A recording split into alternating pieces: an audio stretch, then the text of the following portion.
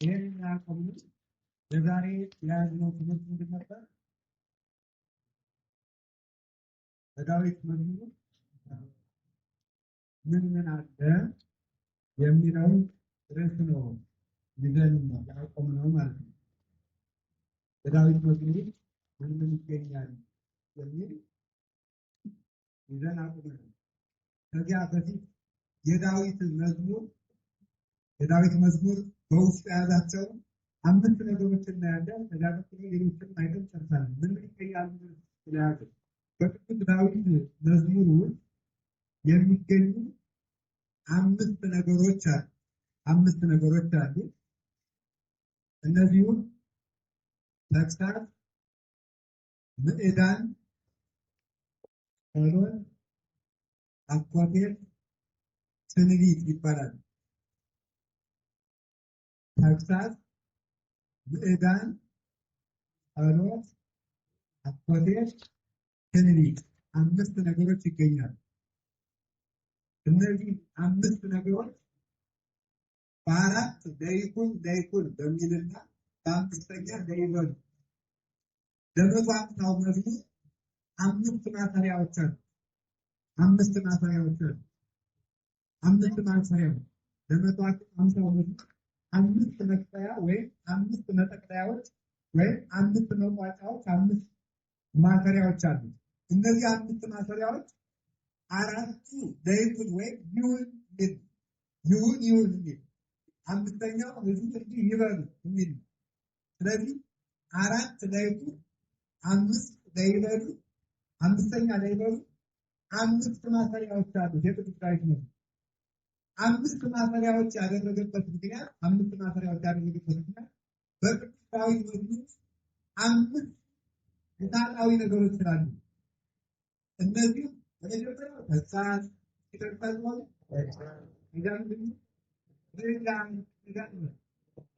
እዚያ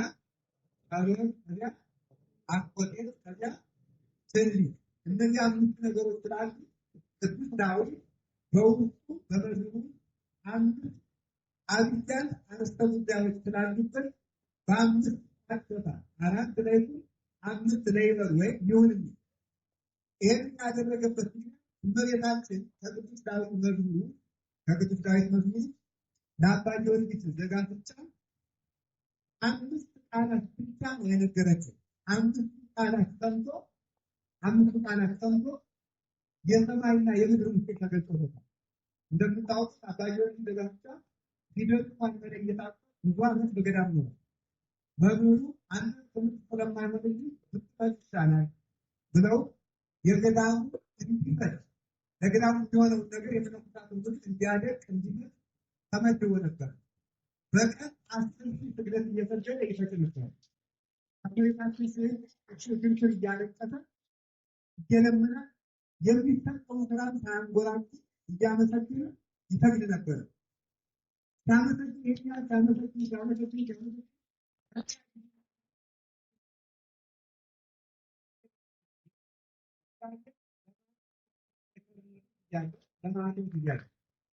የእግዚአብሔር ቸርነት እንኳን ቢሆን ያለ ጊዜው አይመጣም።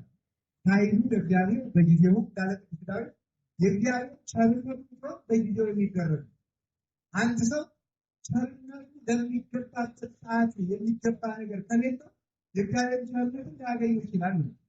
እግዚአብሔር ቸርነት ለዚህ ነው ቅዱስ ዳዊት ቅዱስ ነቢዩ ኢሳይያስ እሱም እግዚአብሔር በጊዜ ተረክብጎ እግዚአብሔርን በምታገኙበት ጊዜ ፈልጉት። እግዚአብሔርን በምታገኙበት ጊዜ ፈልጉ። እግዚአብሔር የማይገኝበት ጊዜ አለ። የማይገኝበት ጊዜ እግዚአብሔር የማይገኝበት ጊዜ መቼ ነው? እግዚአብሔር የማይገኝበት ጊዜ አለ። ምክንያቱም እግዚአብሔር በምታገኙበት ጊዜ እግዚአብሔር የማይገኝበት ጊዜ የሚባለው ሁለት ነው። አንደኛ ሰው የማይረባ አይቶ ተላልፎ በተሰጠበት ጊዜ እግዚአብሔር ማግኘት አይችልም። ሁለተኛ ክርስቶስ ለፍርድ ከተገለጸ በኋላ እግዚአብሔር ምሕረት ሊያገኝ ይችላል። ለማይረባ አይቶ ተላልፎ የተሰጠ ሰው የእግዚአብሔር ሊያገኘው አይችልም። ሁለተኛ ደግሞ በጌታ ምጽአት ጊዜ በፍርድ በማርያም ቢለው በገብርኤል ቢለው በነቢያት ቢለው በሐዋርያት በሰማዕታት በደናግል በመነኮሳት ቢለው እግዚአብሔር ሊያገኘው አይቻልም። አማን አማን እብለክሙ ከመ ኢያእምረክሙ እውነት እላችኋለሁ አላውቃችሁም ብሎ በሩ ተዘጋ ይላል። አገናኙ እንደምታውቀው ደጁ ከተዘጋ በኋላ ሰነፎች ሙሽር ሰነፎች አባላት አንድ ሰነፎች አብዳት ደናግል ሰነፎች ደናግል መጡና ከፈለጉ ደጅ ተዘግቷል አላቸው። ያ የተዘጋ ደጅ የተባለ የእግዚአብሔር ምሕረት የእግዚአብሔር ምሕረት የሚከለከልበት ጊዜ አለ። መቼ? በፍርድ ጊዜ። ሰው ስለዚህ እግዚአብሔር የማያገኘው መቼ ነው ተብላችሁ ብትጠይቁ የማይረባ አይምሮ ተላልፎ በተሰጠ ጊዜና ከምጽአት በኋላ ንስሐ ገብቶ እግዚአብሔር ሊያገኘው አይችልም። የማይረባ አይምሮ ተላልፎ መሰጠት ማለት የትኛው ነው? ሰው ንስሐ ግባ ንስሐ ግባ ንስሐ ግባ ንስሐ ግባ የሚሉ ቃላት ከለመዳቸውና ንስሐ መግባትን ትቶ ኃጢአትን እየጨመረ ከሄደ ከዚያ በኋላ እና ደግ ወደ መረዳት ይስታል። ኃጢአትና ጽድቅ ይቀላቀሉበታል። ወይም ክፉ መልካሙ ነው ይታየዋል፣ መልካሙ ክፉ ነው ይታየዋል። ከዚያ በኋላ ክፉ መልካሙ ነው ሲታየው፣ መልካሙ ክፉ ነው ሲታየው ኃጢአትን እያዘወተራት ጽድቅ እያስጠላቸው ትሄዳለች። ኃጢአትን እያዘወተራቸው በሄደ ጊዜ ልቡ ይደነድናል። ልቡ ሲደነድን ከዚያ በኋላ እስመ ጊዜወታይት ደርሰ ይታወሞ ለጽድቀ እግዚአብሔር እንዳለ ቅዱስ ጳውሎስ የደነደነ ልቡና ሁልጊዜ እግዚአብሔርን ይቃወማል። ስለዚህ ከዚህ በኋላ ሰው ኃጢአትን ጀመረ፣ ደጋገመው፣ ኃጢአትን ለመደ፣ ኃጢአትን ወደደ። ከዚያ በኋላ ተመልከቱ ጽድቅን ጠላ። ከዚያ ልቡ ደነደነ። ከደነደነ በኋላ የሚያጣው አንድ ነገር ብቻ ነው። እሱ ምንድን ነው? ምሕረት የማይፈልግ ልቡና ይኖረዋል።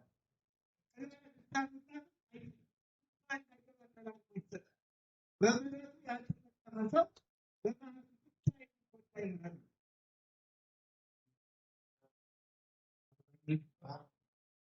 ከወዳችን ጋር ስለዚህ ሰው እግዚአብሔር ሲያገኝበት የሚያጣበት ጊዜ ሲያገኘው እግዚአብሔር ይርዳል።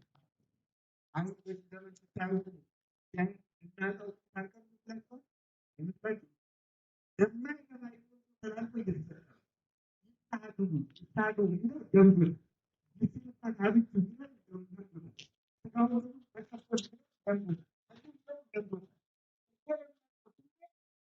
ያደረግናቸው ምክንያት ይገመጥህ አሁን ዛሬ ምክንያቱም ተለውጣችሁ ትምህርት እየለመዳችሁ እንደ እየሰማችሁ ታውቃላችሁ በሌላችሁ ቁጥር ያይ ማለት ያጣሩ ይዳደም ስለዚህ ለማይረባ አይምሮ ጳውሎስ ወንዘ ይጠበው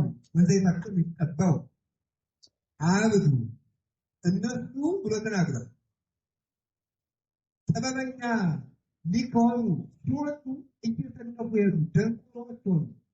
እግዚአብሔርን ለማይረባ አይምሮ አሳልፎ ሰጣቸው ብሎ ሮሜ ምዕራፍ 1 ላይ እንደገለጸው ሰው ለማይረባ አይምሮ ተላልፎ በተሰጠ ጊዜ ለምሕረት ያልተገባ ሆኖ ይገኛል። ሰይጣን የማይድንበት ምክንያት ለማይረባ አይምሮ ተላልፎ በመሰጠት ምክንያት የንስሐ ዕድል ስለሌለው በንስሐ እንዳይመለስ ይህንን ዕድል ያጣዋል ነው። ከቃሉ ጋር ናቸው። እግዚአብሔር ከሁላችን ጋር ነው።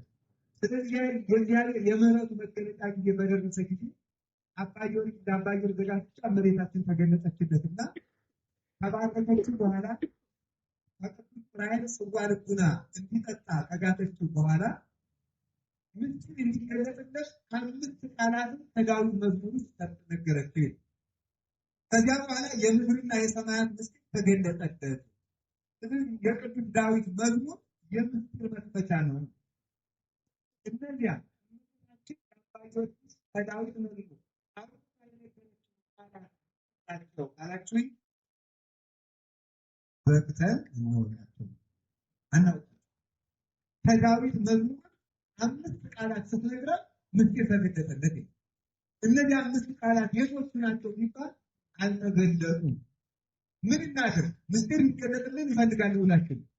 አምስቱን ቃላት ደግሞ ብናውቃቸው ነበር። አምስቷን ብቻ ቀርተን ምስጢር ወግድ ግን እኛ እሱ በየዋህነት ያገኘው እኛ በብልጠት ስለምናደርገው ያችን ብቻ እየጠራ ሰው የቅዱስ ዳዊት መዝሙር መጸለይ እንዳይተው እነዚያ ነጥቦች አልተገደሉም። መድኃኒቱ ምንድን ነው? ሙሉ የዳዊት መዝሙር መጸለይ። በየቀኑ የተመደቡት የሚጸልይ ሰው እነዚያ 5 ቁልፎች ያገኛቸው። እነዚያን 5 ቁልፎች ያገኘ ሰው የምህረት ደጅ ይከፈትለታል፣ የምስጢር ደጅ ይከፈትለታል፣ የኃይል ደጅ ይከፈትለታል፣ የፈውስ ደጅ ይከፈትለታል። ስለዚህ ለእግዚአብሔር በድንቁርናችን ምክንያት የዘጋብንን በሮች የምንከፍትበት ቁልፍ ማለት የቅዱስ ዳዊት መዝሙር ነው። ይህን ቁልፍ የሰጠን እግዚአብሔር ይመስገን። እነዚህ 5 ቁልፎች ለምን 5 ተነገረች ሲባል 5ቱ ነገሮች በዳዊት መዝሙር ስላሉ እነማን ናቸው? አታውቁም? እሺ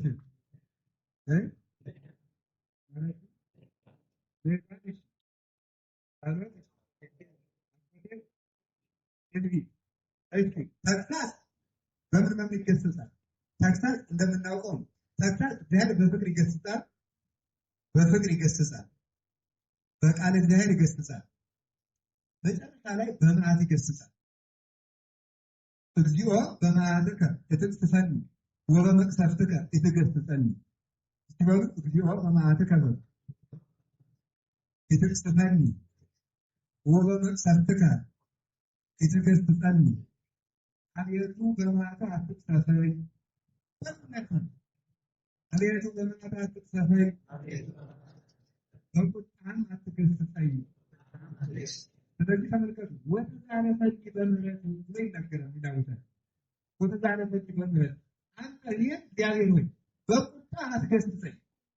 እንግዲህ በምን ትገሥጸኝ ብለኝ ከሆነ ጌታዬ በቁጣ ፊት መቆም ስለማይቻለኝ በምህረት ገሥጸኝ ሲሉ በምህረት ገሥጸኝ አሁን ተመልከቱ፣ በምህረት ገሥጸኝ ማለት በምን መስላችኋል? በምህረት ገሥጸኝ ያውናን ጥያቄ ኮሮና የሚባል በሽታ መጥቷል። ሰሞኑን እግዚአብሔር በምህረት እየገሰጸ ነው በቁጣው? በምን ተናገሩ። አሁን የጸለያችሁ ምናችሁ አይደል? አቤቱ አይያየው ምልክት ነው ማለት ነው። አቤቱ አትገስጸኝ በሉ። ስለዚህ በምህረቱ ገስጸኝ ይገስጻል። ወተዛነፈኒ በምህረት ይላል። በምህረቱ ይገስጻል፣ በቁጣ ይገስጻል፣ በቃል እግዚአብሔር ይገስጻል። ስለዚህ አሁን በሰሞኑ ባመጣው ደዌ በቁጣው በምህረቱ ነው እየገሰጸን ያለው። እስቲ በቁጣው ነው በምህረቱ ነው እግዚአብሔር የተፈለገው ነው። እኔም አላውቀውም። እሺ እግዚአብሔር በምህረቱ ነው የሚገስጸው። በምህረት ነው። ሌላ በቁጣ ሌላ በቃል እግዚአብሔር ነው። በምህረት እግዚአብሔር በምህረት ይገስጻል። በምህረት የሚገስጽበት እንዴት አድርጎ ነው የሚገስጸው?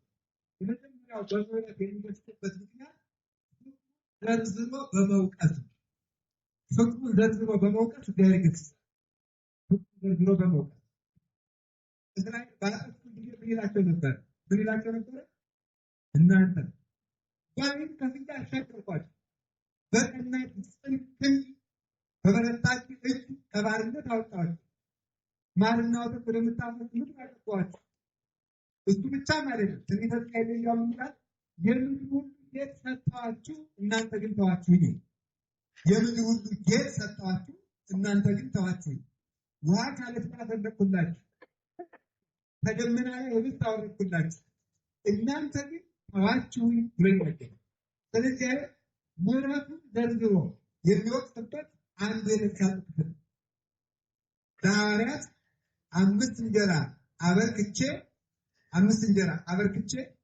5,000 ሰው እንደመገቡ 2 እንጀራ 2 ዓሣ አበርክቼ 5,000 ሰው እንዳጠገቡ አታስታውሱም ብሎ በምህረቱ የገሰጻቸው ተግሳጽ ምሕረቱን ዘርዝሮ የሚወቅስበት አንዱ የእግዚአብሔር። ምክንያቱም በራዕየ ዮሐንስ እንደተገለጠው ዘንዶው 7 ቀንዶች አሉት ተብሎ ተገልጿል። ከ7 ቀንዶች አንዱ 7ቱ የኃጢአት አለቆች የሚባሉ የእግዚአብሔርን ውለታ መርሳት። እግዚአብሔር ውለታውን በማስታወስ የሚገልጸው ይልቅ በፍቅሩ የሚገልጸው ይበልጣል። አንድ አባት ቀኑን እየሰከሩ መሬቱ በደላቸው እስኪጎደጉድ ድረስ እያለቀሰ አባት አብሉኝ ስለ ጌታዬ ኢየሱስ ክርስቶስ አንተን አገኛለሁ ብዬ እንዴት እንደምደክም ታያለህ አለ ለክርስቶስ። መሬቱ በደላቸው እስኪጎደጉድ እያለቀሱ እየሰከሩ አንተን አገኝ ብዬ አንተን ደስ ይበል ብዬ ለአንተ ብዬ እንዴት እንደምሆን ታያለህ ይለው አባታቱ።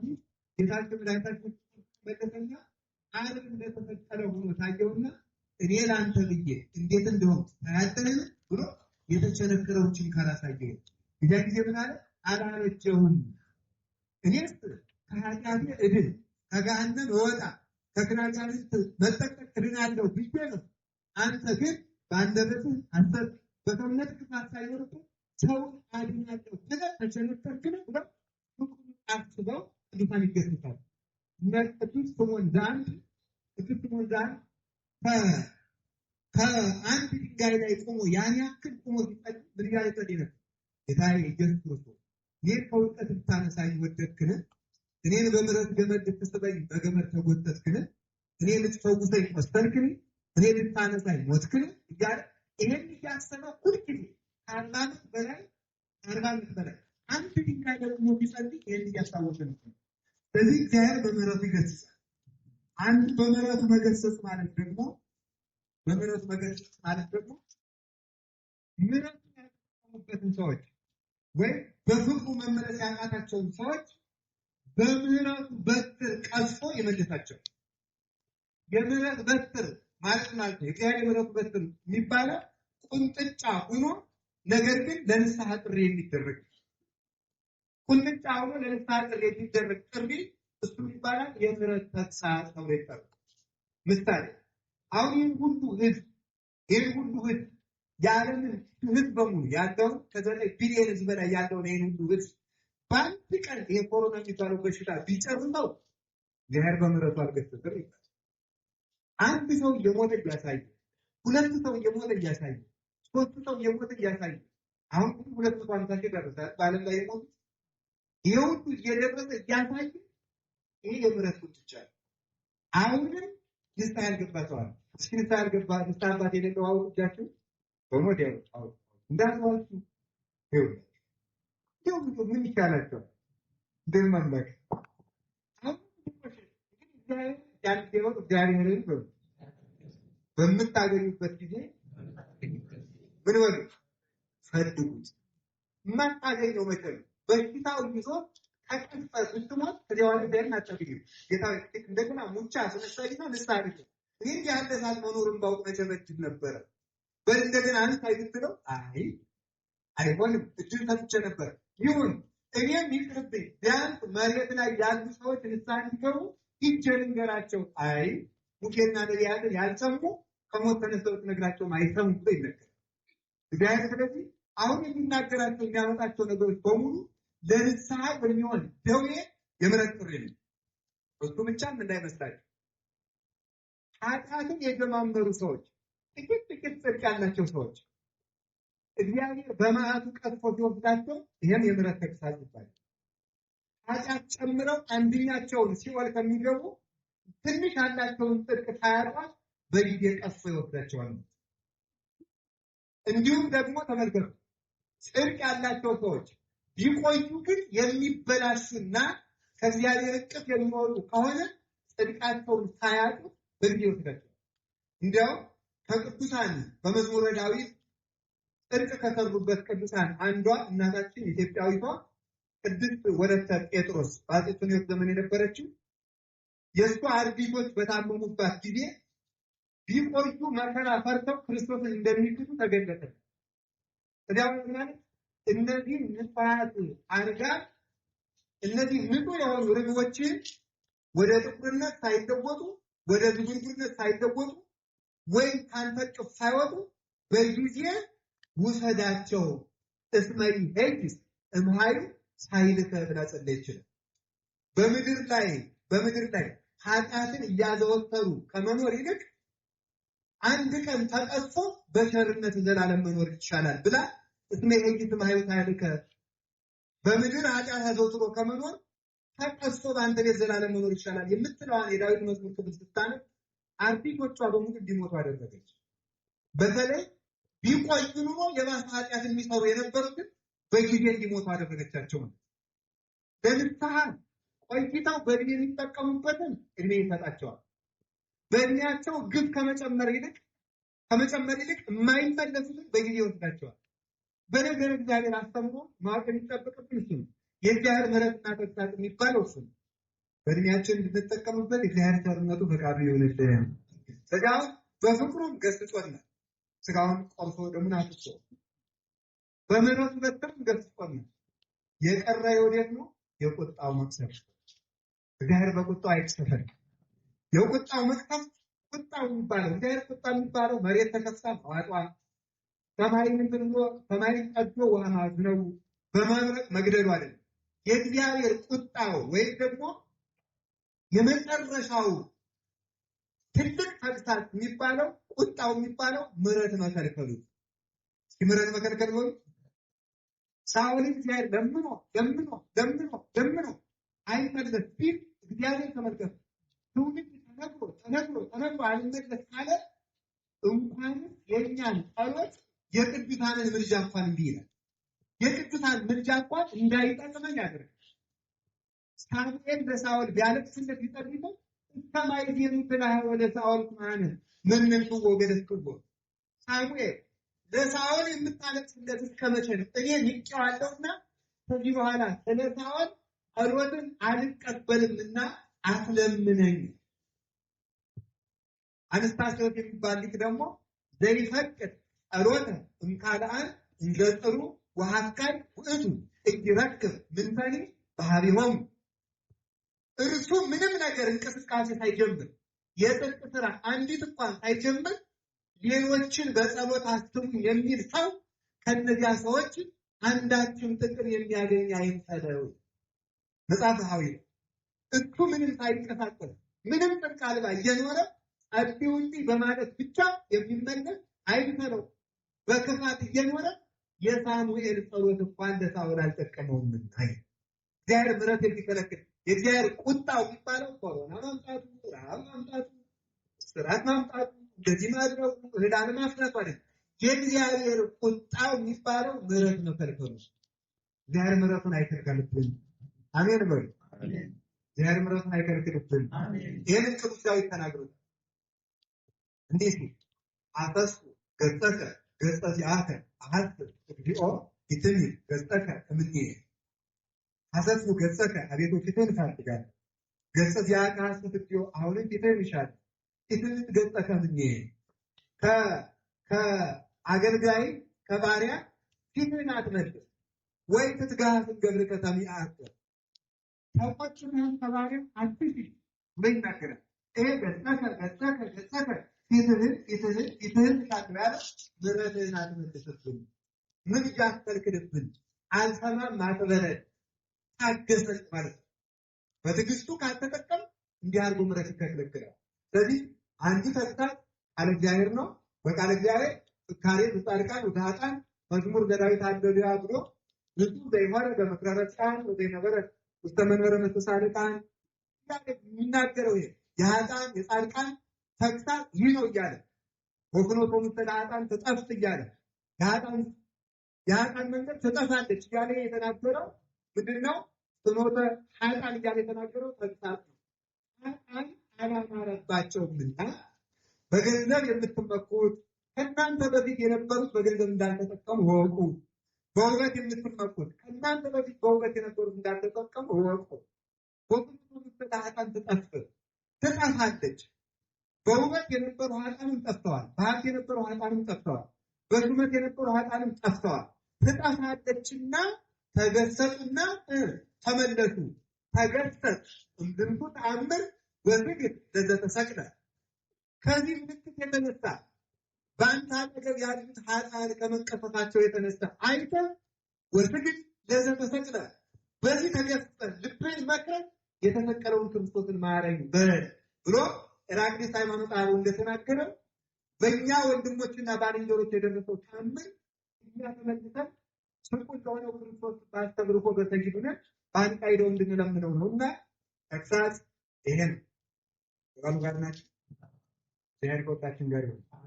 እንግዲህ የምትዘፍኑ ዘፋኞች እንደጠቆ የምትዘሙት ዘማዊ እንደተጎዳው የምትሰርቁት፣ የምትጋደሉ፣ የምትጣሉ እንደምትጠፉ እወቁ። ሁለት ነገር ይህ ተግሳጽ ምዕዳን የሚባለው ምክር ነው። ምክር ነው። የጥቅና ላይ ለኩያን ወይ ጥቅና ላይ ለገበርታ መጻ ልጄ በክፉዎች አትቅና፣ ክፉ አድርገው በሚደሰቱ አትቅና፣ በአመፃ ገንዘብ በሚደሰቱ ደስ አይበል።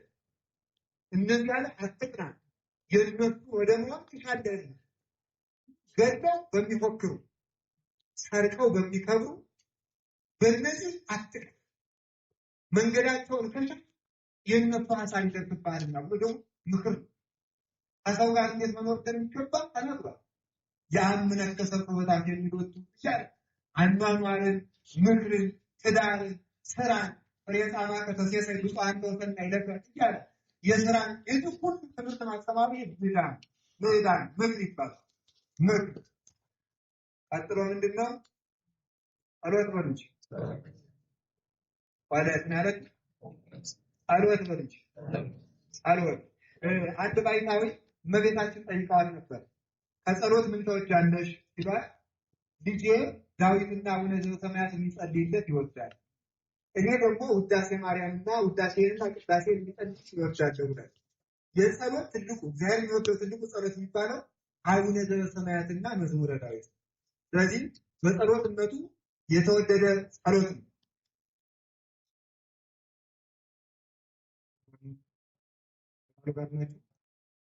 እግዚአብሔር መስማኝ እግዚአብሔር ቃለ ጸሎቴ ወስማኝ እግዚአብሔር ቃለ ቡካዬ እያለ የሚናገራቸው እነዚህ ጸሎት ናቸው። የቅዱስ ዳዊትን መዝሙር አላችሁ የላችሁ? ከቃሉ ጋር ናቸው። በቅዱስ ዳዊት መዝሙር የቅዱስ ዳዊት መዝሙር ጸሎትነቱ ምን ያደርጋል ብለን እዚህ ላይ እንኳን ብናነሳ በዚህ ጸሎት ብዙ አባቶች ብዙ አድርገውበታል። አባታችን አቡነ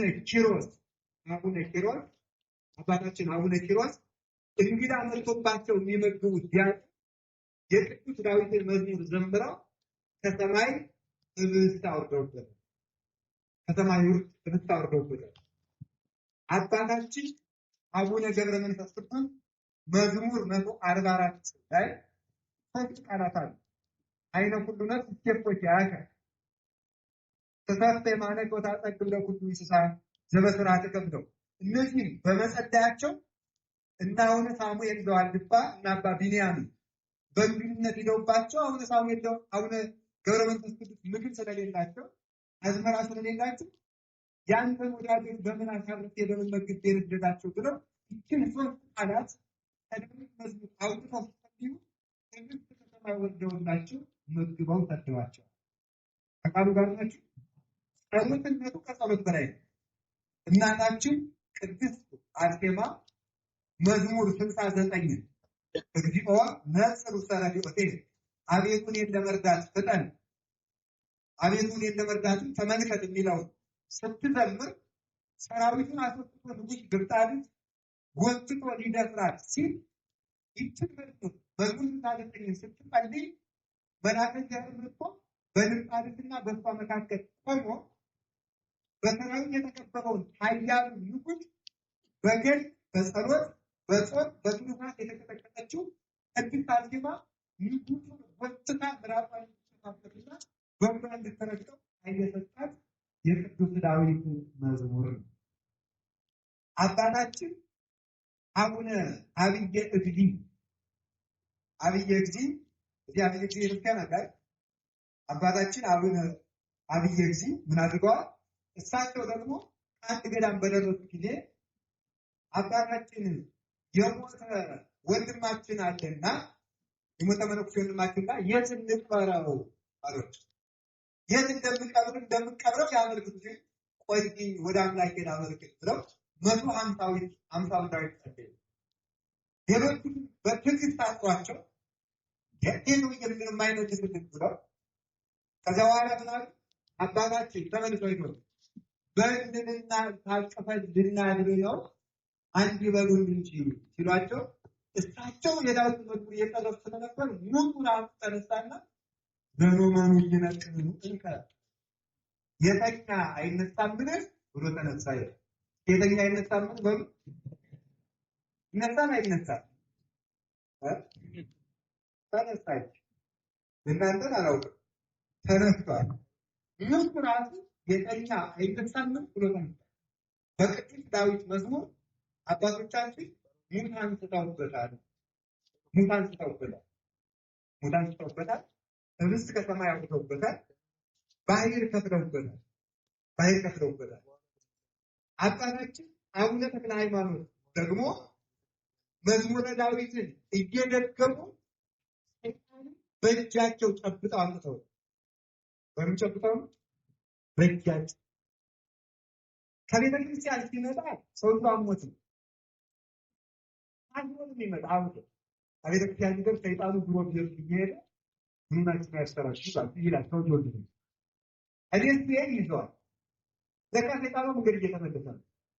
አላ አባታችን አቡነ ተክለ ሃይማኖት ዳበምኔቱ አባታችን ይሄ ሰይጣን እየቀለደብን ነው መሰለኝ መንገድ እየተመለሰ ነው። እኔ ተቀድሜ ልቆየው በመንገድ ተቀድመው ሄዱና ጸበል ሲሄድ የሚድን እቤት ሲመጣ የሚያመው አይታቸው ተመልከቱ። በመንገድ ተቀድመው ሄዱና ሰይጣኑ አገር ሰላም ብሎ ወደ ቤቱ ሲሄድ አቡነ ተክለ ሃይማኖት በተቃራኒ አቅጣጫ ወደሱ ይመጣል። አንተ ለምስለ ሰይጣኑ ተፈጠርክ እንዲህ አንተ ተንኮላችን የምታውቅ ተፈጥሮ እንደኛ ከሰይጣን ነው እንዴ? አለች ከይታመጣለው ሲሉ የዳዊትን መዝሙር ሲደግሙበት ቀጥ ብሎ ቆሙ። አይዴ ደግሞ አልባክቶ የምትለውን ነገር አልቆምልኛል አልተው ወዝቼ አባቴ ለበጸለ አባ በጸሎተ ሚካኤል ሳላደረክም አላቆምም ብሎ በእጁን ጨብጠው ዳዊቱን እየደገሙ ወስደው አስረከቡ። አንተ ምን ነው ሰው ያያስቀው የምታስቸግረው ብላ በየቱ ሲጠይቀው ሰይጣን ምን አለ? መጀመሪያ እዚህ ክፉ ሰው አስጥለኝና እባክህ ንገረው። ለክፉ ሰው ያላቸው ማለት ነው አቡነ ተክለ ሃይማኖት ክፉነታቸው ዳዊት መድገማቸው የክፉነታቸው መድገማቸው ዳዊት መድገማቸው ሰይጣንን ከደዋላ በዝንጀሮ አምሳል ተቃጥሎ ተኖ ዳይደር ምኖ ተከስቶ እንዲወጣ አድርጓል። ሰይጣንን በእጅ ጨብጠው ያመጡበት ዳዊት የዳዊት መዝሙር ነው። ከቃሉ ጋር ናቸው። አጋንንትን እጃችን ጨብጥ በእግራችን እርግጥ አድርገን እንድንቀጠቅጠው እግዚአብሔር ይርዳል። መድኃኒታችን ይሄ የሆነው በምንድን ነው? በምንድን ነው? በዳዊት ጸሎት በማን ጸሎት ነው? አባታችን አቡነ ሀብተ ማርያም ኢትዮጵያዊ ጻድቅ ናቸው። እሳቸው ደግሞ አባታቸው ታገባለህ አላቸው። እሳቸው ደግሞ አላገባም ማለት። አሁን አንዳንድ ሰው በተለይ ከኦርቶዶክስ ተዋሕዶ ቤተክርስቲያን የሚመጡ ሰዎች እንዲህ ይላሉ፣ እግዚአብሔር ብዙ ተባሉ ምድርን ሙሉአት ብሎ አዞ አላገባም መነኩሳቸው ማለት እኮ የእግዚአብሔር ሕግ መቃወም ነው ይላል። ይበሏት ያሏትን ወንድ ችግር አናት ይሏታል። ግን ተመልከቱ እዛ አቡነ ተክለ ሃይማኖት እንደዚህ አግባ ብሏቸው አባታቸው አላገባም ሲሉ እግዚአብሔር ብዙ ተባሉ ምድርን ሙሉአት ብሏል ልጄ ይሏቸው አባታችን አባት ቀጥተጋዛ ቢላቸው ምን ብለው ነው የመለሱት? አሃ ተመልከቱ ለአቅመ አዳምና ለአቅመ ሔዋን ሳይደርሱ በሕፃንነታቸው የሚሞቱ ሕፃናት አሉ አይደለም። እነዚያ ብዙ ተባሉ የሚለውን ቃል ባለመፈጸማቸው ይፈረድባቸዋል። አይፈረድባቸውም። እነዚያ እንደማይፈረድባቸው ባገባው ብዛት አግብቶ ብዛት ተባጋ ምግብ ሙላ ተብሎ ባያደርግ ይፈረድበታል እንጂ በመነኮሳት አይፈረድም ብለው ወግተዋል። አቡነ ሀብተ ማርያም አባታቸው ቤተክርስቲያኑን አስተረፍኖት ተከትለው ሲሄዱ ሌላው ለመነኩሴ አባታቸው ሚስታቸው አይቶ ሲጨርስ ምርሃን ጊዜው ፍኖተከ እንተባቲ ታውቁ ወመንፈስከ ቅዱስ ይምርሃን በምድረ ጽድቅ አቤቱ የሚሄድበት መንገድ መራኝ ቅዱስ መንፈስ እውነተኛውን መንገድ ያመለክታል ያሉ መዝሙር 143 ሲዘርጉ ወዲያው ለእግዚአብሔር አመልክቼ ልምጣ ብለው እንደወጡ አባታቸው አርፎ አገኙት። ፈቃደ እግዚአብሔርን በመዝሙር 143 አውቀው ወደ ዋሻቸው ሄደው በምንኩስና ከመላእክት ጋር ኖሩ። የቅዱስ ዳዊት መዝሙር የፈቃደ እግዚአብሔር ቁልፍ ነው። ሰው ፈቃደ እግዚአብሔርን የሚያውቅበት አንዱ መንገድ የዳዊት መዝሙር እሱ እንኳን እሱ እንኳንስ እኛ ጀማሪዎች ይቀርና ሐዋርያት ስብከታቸውን የጀመሩት በዳዊት መዝሙር 3 ዓመት ወንጌል ተምረው የሐዋርያት ሥራ ምዕራፍ 3 እንደምትጀምሩት ከአድጋ ውስጥ ወልደ ነፍሴ ወይኑ ወደ ጻድቅ ቀይራይትና እንዳለ ዳዊት ብሎ ነው ተጀምሮ ተከፍልኝ እንዳለ ዳዊት ይሄ ነገር የተነገረ ስለ ክርስቶስ ነው እንጂ ዳዊትማ መቃብሩ እስከዛሬ ድረስ ከኛ እንዳለ ብሎ ስብከት ጀመረ። የጽድቅ መጀመሪያ የዳዊት መዝሙር፣ የጽድቅ መጀመሪያ የፈቃደ እግዚአብሔር መጀመሪያ። አሁን አንዳንድ ጊዜ እንዲህ ትላላችሁ በነፍሴ ደግሞ ባልከተ ፈቃደ እግዚአብሔር እንዴት ይታወቃል ይላል ሰው። አንዲት ምዕራፍ መዝሙር በቀን ሳይጸድ ፈቃደ እግዚአብሔር እንዴት ይታወቃል? ፈቃደ እግዚአብሔር የሚታወቀው ዳዊት ተደግሞ ቃሉ ጋር ናቸው። አንድ ሰው አንድ ጊዜ ወንድም ሆነ ልጅ ይቅርባችሁ እና አንድ ሰው አንድ ጊዜ እንዲህ ያለ አይኔ በየገዳሙ ዙሪያለሁ አግባ ነው ያለው። እኔ ደግሞ መንፈስ ነው የምፈልገው ይላል። በጣም እንደዚህ ብሎ ሲናገር እንደው ይህ ገዳም መስካባሱ አድርሻቸው አግባ ነው የሚሉት አስበዋል። ይሄ ማለት ነው የሚፈልገው ሰላሳ ቀን ዳዊት ይገቡና ስትመጣ ተመነኩሳለህ ዙረና ብሎ አንዳንድ በአርባ ቀኑ ወንድ ነው ቢሉ ይታገኛለሁ ብሎ ሴት ነው ቢሉ ባለቤቻለሁ ብሎ መጣ። አነጋገሩ ግራ ይገባል። ብቻ ወንድ ነው ቢሉ ይታገኛለሁ ብሎ ሴት ነው ቢሉ ወንዳገኛለሁ ብሎ መጣ። አገርቶ ወዳለ ነው ልጆች ተተታኝ እኔ የሰማሁት ነው ማለት ነው። ስለዚህ ዳዊት በደገመ ጊዜ አቀረበ ሰው በሰላሳ ቀን ለአርባ ቀን ብቻውን አይደለም ከመምህረ ንስሐው ጋር ተገናኝቶ ዳዊት ደግሞ ፈቃደ እግዚአብሔር ነው።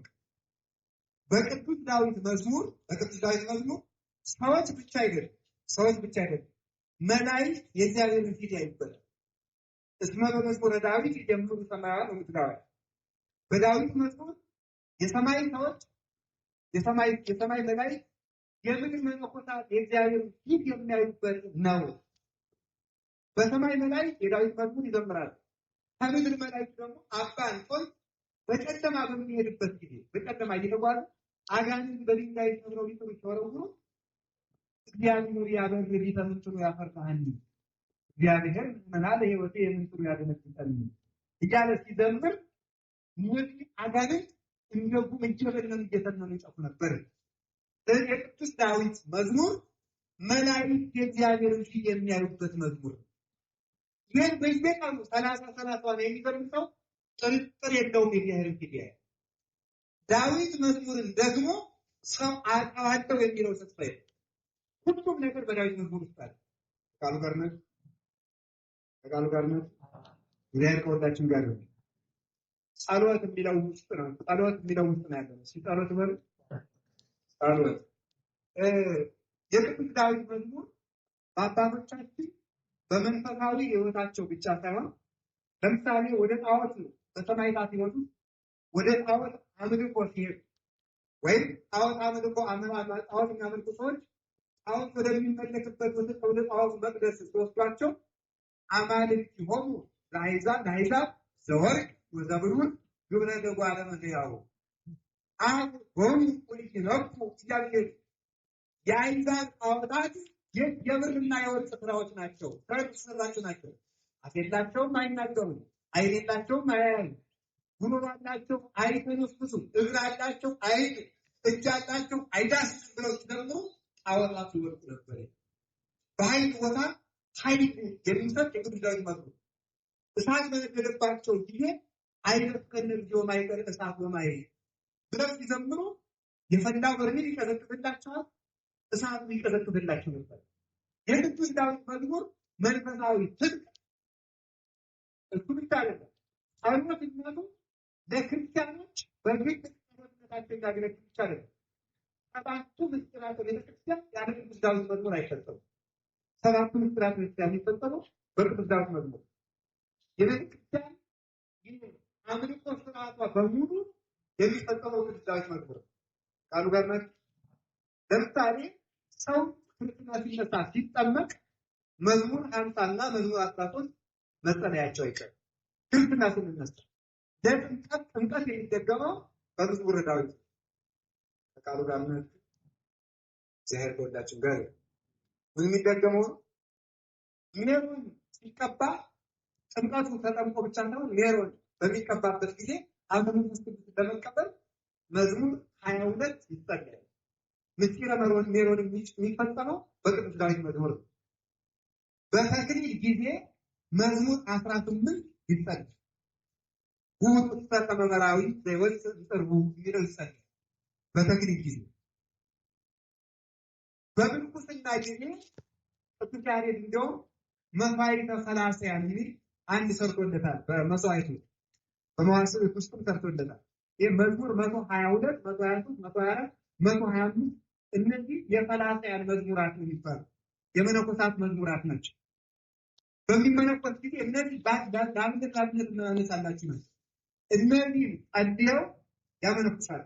ምንኩስና ላይ እንዲያው እነዚህ በጸሎት ውስጥ በጸሎት ላይ ለቆም ላይ ለቀቢስ ሊመነኩስ ተብሎ በቀቢስ በቆሙ ላይ የሚጸልዩት ናቸው እንጂ አንድ ሰው ሲመነኩስ 150ውን ዳዊት ተጸልዮለት ነው።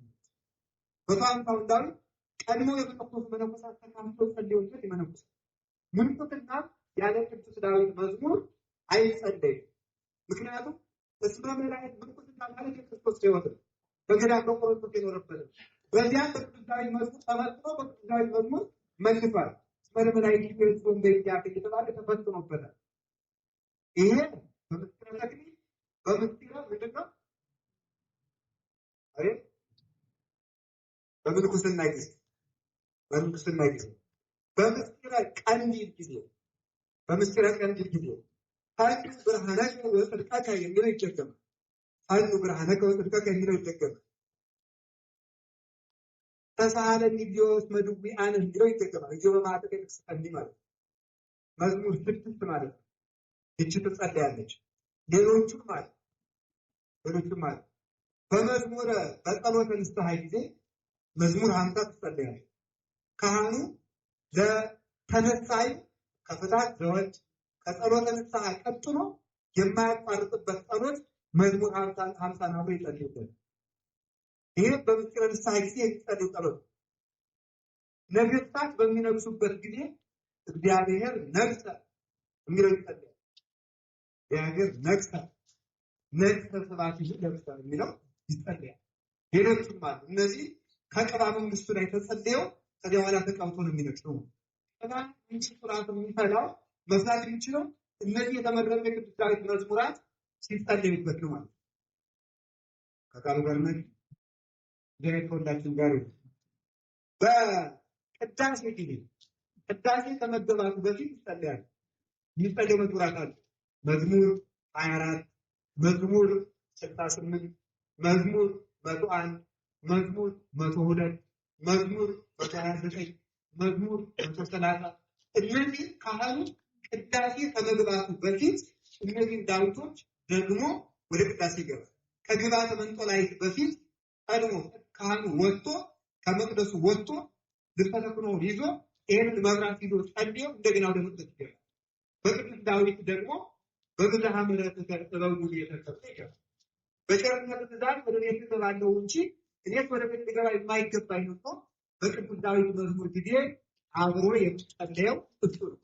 በአምልኮ ስርዓቱ አብሮ የማይቀር እንደው ይሄ ቅዳሴ ሰውና መላእክት ነፍስና ስጋ ሰውና እግዚአብሔር የሚታረቁበት ሰዓት በመሆኑ ምክንያት ሕዝብና አሕዛብን የሚያስታርቃቸው ስጋውና ደግሞ የሚፈተትበት ምስጢር ስለሆነ ካህኑ ሰብሕዎ ወደ እግዚአብሔር ኩልክሙ አሕዛብ የሚለውን መዝሙር 116 አያስቀራችም። ካህኑ ሰብሕዎ ወደ እግዚአብሔር ኩልክሙ አሕዛብ የሚለው የህብረት ኑሮ ነው። ክርስትና ማለት ከክርስቶስ ጋር የምንጓዝባት ስለሆነ ሰብ ይግባ አሞናዊ ወአሞራዊ ተመልከቱ እስከ ነሳይስ ወራበ ትውልድ ኦሪት እስከ 3 እስከ 4 ትውልድ አሞናዊ ወደ መቅደስ አይግባ ብላ ስላሳለፍ ቅዱስ ዳዊት ይሄንን አልፎ ሰብሕዎ ወደ እግዚአብሔር ኩልክሙ አሕዛብ አለች። ይሄን ማለት አሕዛብ ሁላችሁ እግዚአብሔርን አመስግኑት ለመባል የበቃው በክርስቶስ ሥጋና ደም በመሆኑ ምክንያት ካህኑ ሰብሕዎ ወደ እግዚአብሔር ኩልክሙ አሕዛብ የምትለው ቅዳሴ ላይ የማያስቀራኝ ለዚህ ነው። በቅዳሴ ጊዜ ከቅዱስ ዳዊት መዝሙር ውጭ የሚሆን ነገር የለም። በፍትሐት ጊዜ ስንፈታ ጎኑ ለከንቱ ፈጠርኩ ለኩሉ ባለሙያው አቤቱ ሰውን ሁሉ ለከንቱ ፈጥረሃልን እያሉ መዝሙር 88 ላይ ያለችውን ቃል ካህናት በመዋሥዕታቸው እየመሩ ሰውን እንዲፈታል ምን ማለት ነው? ሰውን ለከንቱ ፈጥረሃልን እያሉ ልቅሶ ላይ ቢዘምሩ ጎኑ ለከንቱ ፈጠርኩ ለኩሉ ባለሙያው የሚሉበት ምክንያት ነው። ሰውን ለከንቱ ፈጥረሃል አልፈጠርከውም፣ ስላልፈጠርከው ማረው ለማለት ይችል ይፈርዳል። ሌሎችም ስርዓታት የቅዱስ ዳዊት መዝሙር ስርዓታት በሙሉ በቤተ ክርስቲያን ስርዓት ውስጥ አንድም ጊዜ አትለይም። በቤተ ክርስቲያን ቡራኬ ጊዜ መዝሙር 44 መዝሙር 95 ሊቃነ ጳጳሳት ቤተ ክርስቲያንን በባረኩ ጊዜ አዲስ ቤተ ክርስቲያን ተሰጥቶ ሲባረክ የሚባርኩት በቅዱስ ዳዊት መዝሙር ነው። ስለዚህ ተክሊልም በሉ ምንኩስናም በሉ ሰማዕትነትም በሉ ምስጢረ ክህነትም በሉ ምስጢረ ቤተክርስቲያንም በሉ ምስጢረ መንግስትም በሉ ያለ ዳዊት መዝሙር የሚቀና ጸሎት የለም። በዚህ ጸሎት ጸልየን ምሕረት እንድናገኝበት እግዚአብሔር ፈቃዱ ይሁንልን። አሜን በሉ። ይህንን ጸሎት ቅድስት ፍቅርተ ክርስቶስ በማታ 2 ጊዜ ቀን 2 ጊዜ 150ውን ትዘርግ ነው። ማታ 2 ጊዜ ቀን 2 ጊዜ 150ውን ዳዊት አባታችን ብርሃነ ዓለም አባ ተክለ ሃይማኖት ደግሞ ይህንን የቅዱስ ዳዊትን መዝሙር በቀን 15 ጊዜ በአንዲቱ ምዕራፍ ከአንድ ሺህ በላይ ስግደት እየሰገዱ ይዘምራሉ። ይህን የዳዊትን መዝሙር አባታችን አቡነ ገብረ መንፈስ ቅዱስ ደግሞ 150 በቀን 40 ጊዜ ይጸልያሉ። ስለዚህ እንትና በካምሳው ነቢያት ሰሎሞን አንቀጸ ብርሃን ተፈቅቀው ማለት ጨምሮ 40 ጊዜ በቀን ይጸልዩበት ነበረ። እሳቸው መስለው ሌላ 40 ጊዜ የሚጸልዩት ጻድቅ ደግሞ ዛሬ ወራዊ መታሰቢያቸው የሆኑት አቡነ ሐራ ድንግል አቡነ ገብረ መንፈስ ቅዱስ በኋላ ተነስተው በአቡነ ገብረ መንፈስ ቅዱስ ልክ እሳቸው እንደጸለዩ 40 ጊዜ በቀን ይጸልዩ ነበር። እንግዲህ እሳቸው በዚህ ጥቅሳቸው አህያቸው ራሱ ያለ አገልጋይ ኑሮ 10 በኩራት ሲተፈሰሉ ድረስ ጥልቅ ያፈሩት በዚህ ጸሎታቸው ነው። የማነ ብርሃን ባል ነበር አህያቸው የአቡነ ሐራ ድንግል አህያ እና ማርያም ባርኪ ነበር ገበሬው የሚሰጠው። ማርያም ባርኪ ይባላል። ማርያም ተባርኪልኝ ነው ቃሉን ማውጣት ነው ይሰጣል።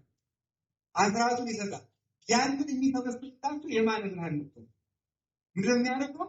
ይልቁታል መጣያውንና አጥማዳውን ነው ካልከፈሉ ሰዎች ይቀርቡ ከከፈሉ ሰዎች አይሆንም።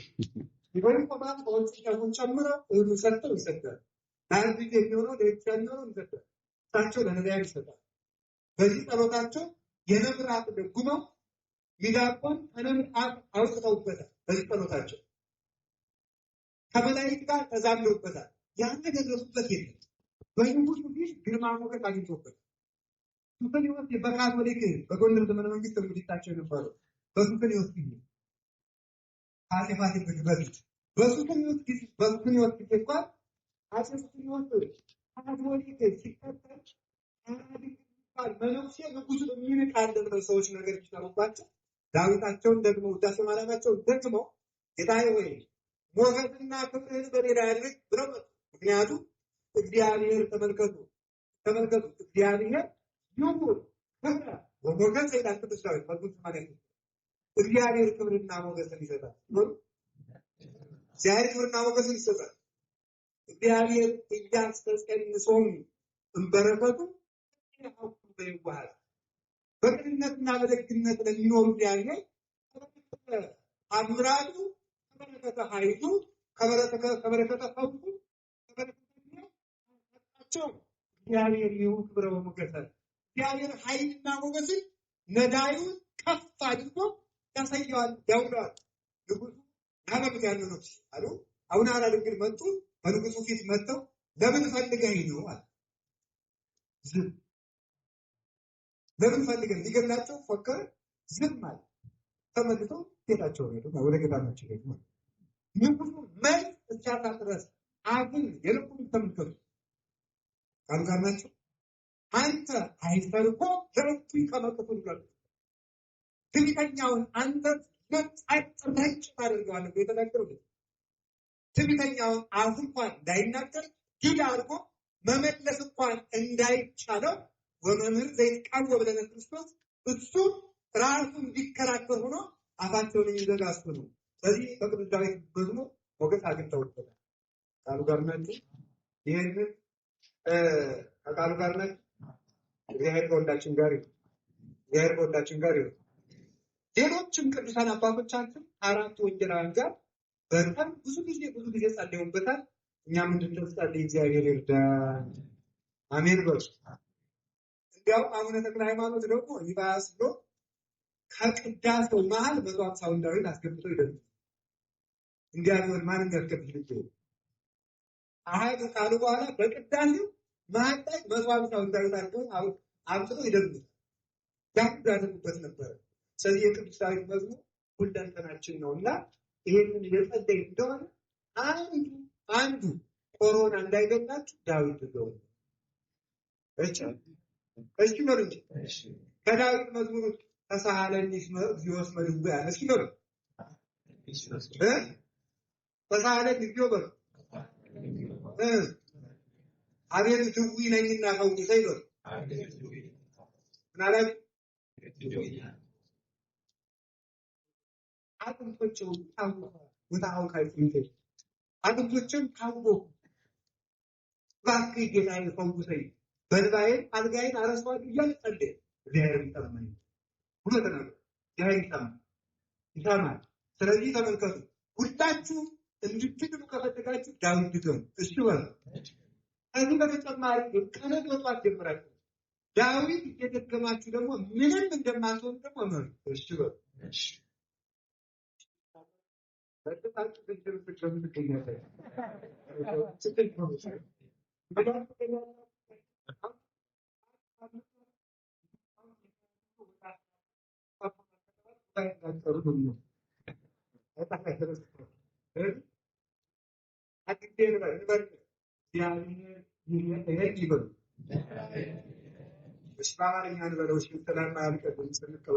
እግዚአብሔር ይጠብቀኛል የሚያሳጣኝም የለም በለመለመ መስክ ያሳድረኛል በረፍቱ ይመራኛል ነፍሴን መለሳት በጽድቅ መንገድ መራ በጠላቶቼ ፊት ማዕድን አዘጋጀህ። ምሕረትና ቸርነት በሕይወቴ ዘመን ሁሉ ይከተሉኝ። ምሕረትና ቸርነት በሕይወቴ ዘመን በሰባት ደመና እስራኤል መርቶ ያሻገረ መርሆም ማንተ በደመና መርቶ አሁን ጭንቃል ሁሉ ኮሮና ምንም አይነታችሁ ማዘዝ መርሆም ማንተ በደመና ቀን በደመና መራቸው ወኩሉ ሌሊት በብርሃን ሰዓት ሌሊት ደግሞ በብርሃን አንድ መራቸው። ደመናው ሰባት ነው። በላይ ነበረ አይን ያቃጥላቸው፣ በታች ነበረ እንዳይወጣቸው፣ በኋላቸው ነበረ ጠላቶቻቸው እንዳያዩዋቸው የሚያደርግ ከፊታቸው ደግሞ ነበረ የሚመራቸው፣ ራቅ ብሎ ደግሞ ነበረ ገደሉን የሚሞላ እሾሁን የሚጠርግ ተራራውን የሚደለድል አንድ ደመና። በግራ ነበረ፣ በግራ ያለው አውሬው አራዊት እንዳያስደነግጣቸው፣ በቀኝ ነበረ በሰባት ደመና ይመራቸው። ያቺ ሰባት ደመና ደግል እነዚያን በሰባት ደመና መርሷቸዋል። እኛን በእናቱ ይመራል።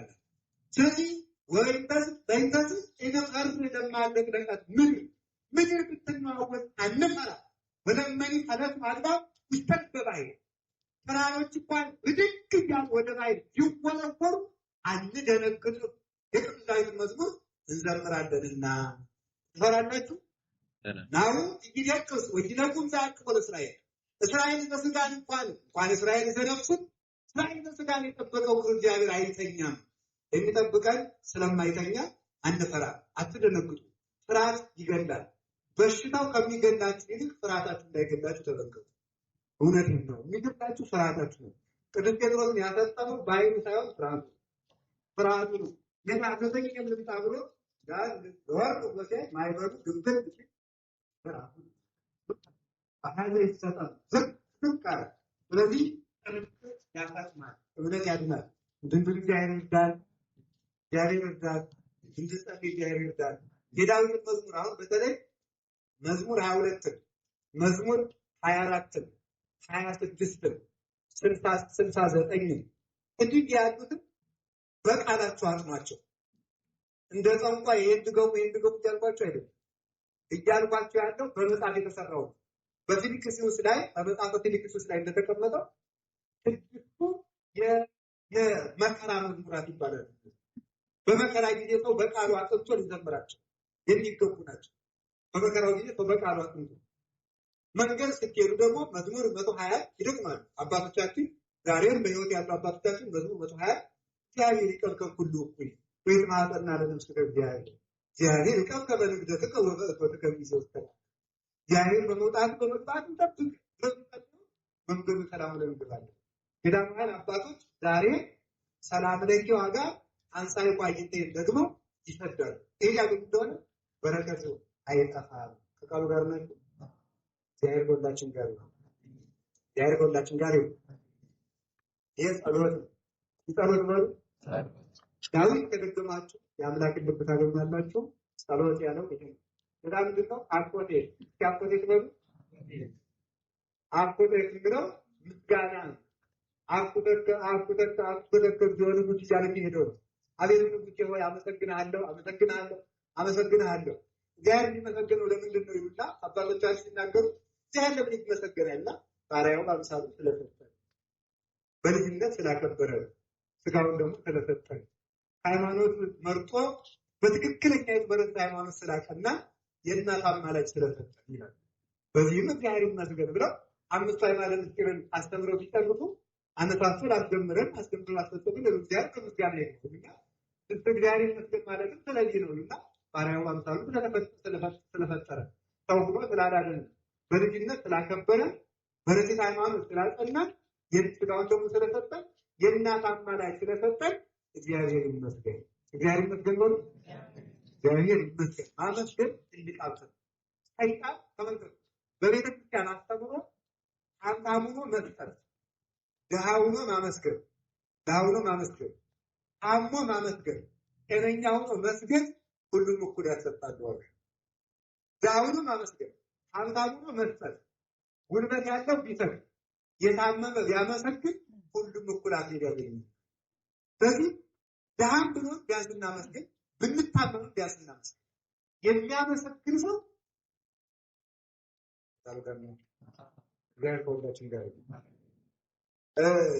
ሰይጣን መካድ ባይሆንላችሁ ቢያንስ እንደምታደርጉ ማድረግ እንደሚያደርግ ንገራችሁ።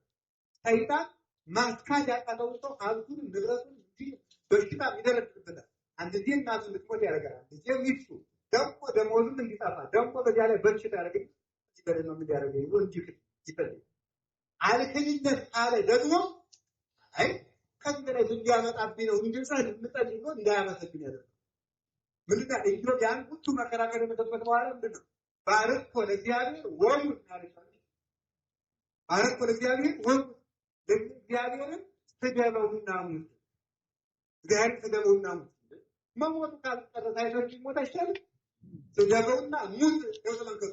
ሰይጣን ሌላ ማድረግ ቢያስብ ቢያንስ አለማመስገንን እንድናደርግ ምስጋና መብላት አንድ ኃጢአት ስለሆነ ቅዱስ ጳውሎስ በቴዎፍሎስ መልእክቱ የመጨረሻው ትውልድ እንዴት ያለ ዘመን እንደሚመጣ ሲናገር አይ ወዘንተ ባይቱ አይመር ከበበዳሪ መዋዕል ይመጻ አመታት እኳያት ተብተይ ከሁሉ መፍቀሪያ ያደረሰው ወንዋይ ዝሉፋይ ውጣን እንስል በአያተ ሰናይ እንደ አልወም አቆጥ በመጨረሻው ዘመን የሚመጣው ትውልድ እንዴት ያለ ነው ብትለኛል በትዕቢት የተነሳ እናት አባቱን የማይወድ ማከር ራሱን የሚወድ ጽድቅን የሚጠላ ከጽድቅ የሚወጣ በጎን የሚጠላ ክፋትን የሚወድ ይልና ምስጋና የሌለው ትውልድ ይሆናል።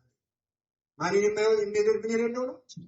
ተነስተውልሽ ምስጋና የሌለው ዲቃውንት ይተረጉሙናል። ምስጋና የሌለው ትውልድ ማለት ይላል እርሱም ስላሴን የማያመሰግን እርሱንም ስላሴ ነው አቤት ሩካኑ ዳዊት ነው። እርሱም ስላሴ ይትባረክ እግዚአብሔር አምላክ አበዊ በመሃሎን ሰባ እደዊ ወቀትለ ለአሳብዕ ብሎ የማያመሰግን ማለት እባብ ወደ እግዚአብሔር በኩሉ ጊዜ ወዘልፈ ስማቲ ውስጥ አቁሌ ብሎ የማያመሰግን እሱ እግዚአብሔር ደግሞ የማያመሰግን ይትባረክ እግዚአብሔር ዘሰባህ ምሕረቱ ከመልከቱ ላይ ምሕረቱ ቸርነቱ በእኛ ላይ ሳይገባ የገለጠ እግዚአብሔር ይመስገን ብሎ የማያመሰግን ሰው ኋላ ደግሞ እሱን አንተ ቡሩክ ነህ ብለው ስላሴ የማያመሰግኑ ሰው ስላሴን የሚያመሰግነው ስላሴን የሚያመሰግነው ሰው በሰው የማይመሰገነው ሰው አመስግናችሁ የታፋዎች ነው አንተ ስላሴ ከሆነ ለምንድን ነው የማይሞተው እግዚአብሔር የማይሞተው ምስጋና ስላልና ለምን ያመስግን ቢል ለምን የማይሞተው ተቀብለ የኛው እግዚአብሔር ይችላል ስለዚህ ምስጋና የሚባለው በመኪና በችግር ውስጥ ነው ምንም ማድረግ ባንችል እግዚአብሔር ይመስገን ማለት ችግር ብለህ እግዚአብሔር ይመስገን ነው እግዚአብሔር ይመስገን ምን ያደርጋል ባሪያው ባምሳሌ መጠረን ነው ሙሉ ያዳነን በልጅነት ያከበረን ስጋውን ደሙን የሰጠን የእናት አማላጅ የሰጠን እግዚአብሔር ይመስገን ታምጣት ከንጀምሮ እግዚአብሔር ይመስገን ምን ያደርጋል ባሪያው ባምሳሌ እሺ ሙሉ ያዳነን እሺ ቀጥሉ እንጂ በልጅነት ያከበረን እሺ ስጋውን ደሙን የሰጠን እሺ የእናት አማላጅ የሰጠን እንጂ ምን ይላል ይሁን አቆቴ ህዝብ ውስጥ አለ እናቱን እስቲ ለምሳሌ ስለ እናቱ ዳዊት በታመስግናል አቆቴ ከዳዊት ምሳሌ ይባል ለቤት ይደርስ ባድርጊ ወደ ንባብ ነው አብየቱ ለመቅደስ ለድንግል ማለት ከዘላለም ምስጋና ይገባል ነው ለቤት ለድንግል ማለት ለቤት ይደርስ ጥራት ለንባ ነው ለርጅም ለኢየሩሳሌም የዘመረው እንዳይባል ኢየሩሳሌም ተናገረ መስጊድ ተዘግቶባት ለእናቱ ነው እንጂ ለቤት ከዘር ምስራት ሆነ ንባ ነው አይደል አቀድማለ በስላሴ ልብ በመላእክት ተፈጥሮ እህተነያ ይያሉ በመላእክት ይዘመርታል በነቢያትም አይት ይዛት ይባላል በሐዋርያትም የተሰጠ መጀመሪያ እንድትሆን አዳም መሰረተ ሕይወት ማርያም ተብላ እንድትመሰገን የተደረገች ናትና ለቤት ይደርስ ስራት ለንባ ነው አይደል ስለዚህ ይሄ ስለናቱ ማጥሯል ብዙ ነው ተፈልከኝ አንተ በድረስ ባሪያ ወንደ ደገደን ስፋት ነው ነው ለከተሩ ጸሎት በኢየሩሳሌም ስማጥሮ ለሁሉ ዘስጋያ ተመጣጣሪ ጋር ካሉ ጋር ናት ከሁላችን ጋር ይሁን እግዚአብሔር ይመስገን ነው አቆቴ እስኪ አቆቴ ነው ያን ሰው ጸሎት አደገ የሚባለው ዳዊት አልቆ አደጉ ደግሞ ስላሴ ተመስገን ሁሉ ጌታ ነው ስራ ይፈልጋል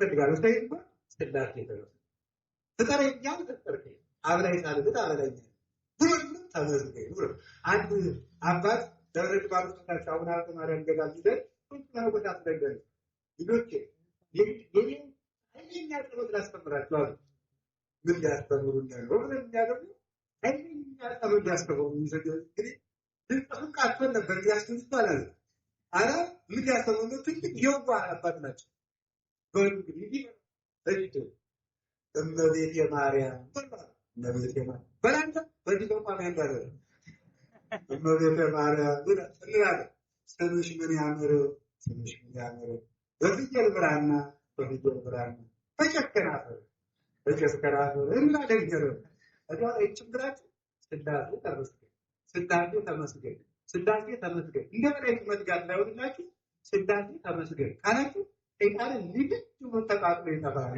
ይሄ ነው ጸሎቱ በጊዜው ነበር ዳዊት እንደገለጸው ጭንጫ ጸሎት ብሏል ወራጅ ተገባበቀ የጸሎት ነው እግዚአብሔር ይመስገን እንደገና ነገር ማን ይመስገን እግዚአብሔር ይመስገን እሺ እንደዚህ ካልን ከቃሉ ጋር ናችሁ ቀጥሎ ምንድነው ስለዚህ ጸሎት አደገ የሚባለው ይሄን ተጠይ እንጂ አንድ ምክንያት ዳዊትና ውዳሴ ማርያም ትክክል አድርጋችሁ ክርስቲያን መሆናችሁ ሲጠቀው ዳዊታችን ይዛችሁ ዳዊትን ደግማችሁ እንዳናገሩ ስላሴ ተመስገን ሁሉም እንደፈቃደ ቅዱስ ዳዊት ነው።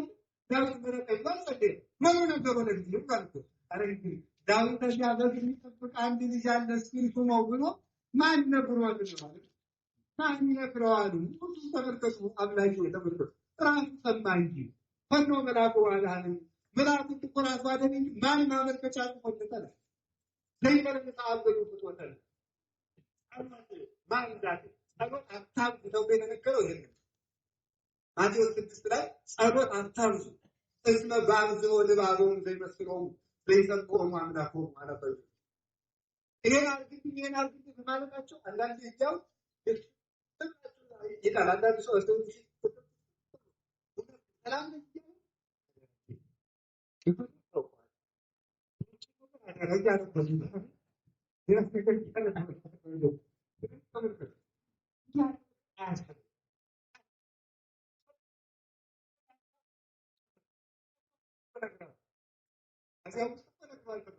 ዳምላኪ ህይወት ይነግረዋል።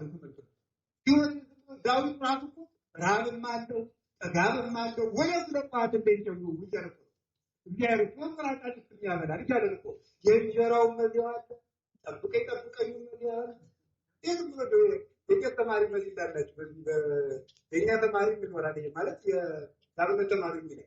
አርቃቤ ርስ ይባላል።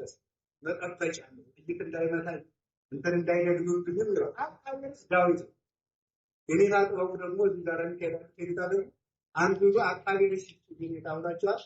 አርቃቤ ርስ ሲሉ ቪዲዮ አርቃቤ ላፈ አቤት ዳሜ ጠባቂ ነው ሲመሩ ዳሜ ምን አኖራል ጠባቂ ነው አብ ተጠበቅ ጠባቂ አፍ ስለዚህ ዳዊት ነው ስለዚህ ዳዊት የሚነግረው እዚህ መጣ የፈለገ ነገር ይመጣ የሚነካው ነገር የለም።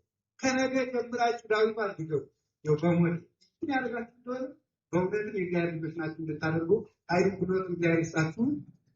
አቆኔ ከዚያ ምንድን ነው ትንቢት ፈልጉ። ትንቢት የምታውቁት ነው እንግዲህ እግዚአብሔር እንዴት እንደሚመጣ የልደቱን ትንቢት ይቤሎጂ ለዚህ ይቻለ በጾመቱ ላይ ጌታችን በቅል ተቀምጣለሁ ይቻለ አማን አምላክ ማለት ነው ቆዋን ምክንያት እግዚአብሔር ተጋደ ይፈጥሮይ አምላክን ይቻለ ይቻለ ይችላል ምን ተቆይ ወንጂ ባይቶ ወይ ዋንተን ይወዳኑ ተገባይ ከደሬ ይቻለ ብሎ የባይቱ መሸን የጥምቀቱን የቁርባኑ ደግሞ ተመጠሩ እንትን ፍሬፈርናይ ወይ ወምጣታ ይቻለ ደግሞ ቁርባኑ ጥምቀቱን ዋሃንተ በቀጥረቴ ይቻለ ደግሞ ያወሩ ተመልከቱ መስቀሉን ወአቆሙ ትምህርተ ለለይፈርኑከ እያለ የእናቱ ምርጫ ያላለው ነገር አርገት ያህል በይባል እርቀቱ ዳግምጣቱ ይሄን ሁሉ በትንቢት የተናገረ ታውቂ እንደምትቆጥ ሚተር ያንዱ ተከፋት እንዲያደርጉ ያህል ፈቃዱ ነው። በአምስቱ የተወሰነበት ምክንያት እነዚህ በአምስቱ ምክንያት ያሉት አራቱ ለይኩንና አምስተኛ ለይበሉ በብሉይ ኪዳን ዘመን ልክ እንደዛሬው አሁን እንደተሰማያ የጸሎት ማጣረጃዎች ነው።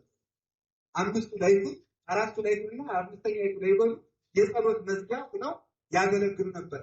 በአምስት ያደረገበት ምክንያት አምስቱ ሕዋሳት በዚህ ተገተው ሲኖሩ ለአምስቱ ሃይማኖት ምስጢራት ይበቁ እንደሆነ አሁን ዋይቲኩም አጥሙ ዋይዛኒኩም ተብሎ ታበቃ ዳብቃምናል ተመታኙ ፈቃዱ ተመልከቱ የክርስቶስን ተመልከቱ የክርስቶስን ፈቃድ ታውቁ ዘንድ አፋዊ አይናችሁን ዝጉ አፋዊ ጆሮአችሁን ዝጉ ስለዚህ አፋዊ አምስቱን ሕዋሳቱን በዳዊት መዝሙር ገብቶ ቢያለ አምስቱ ሃይማኖት ምስጢራት ተገጠው እንደ ተሳትፎ እንዲኖር በዚህ ምክንያት ቅዱስ ዳዊት መዝሙሩን በአምስት ከፍሎት ነበረ።